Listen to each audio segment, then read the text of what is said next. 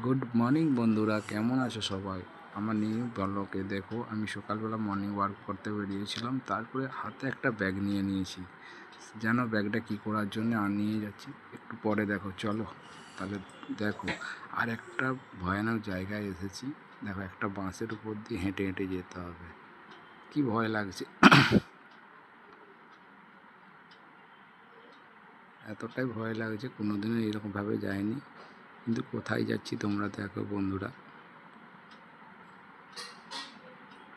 Finally চলে এলাম একটা বাগানে, জবা ফুলের বাগান।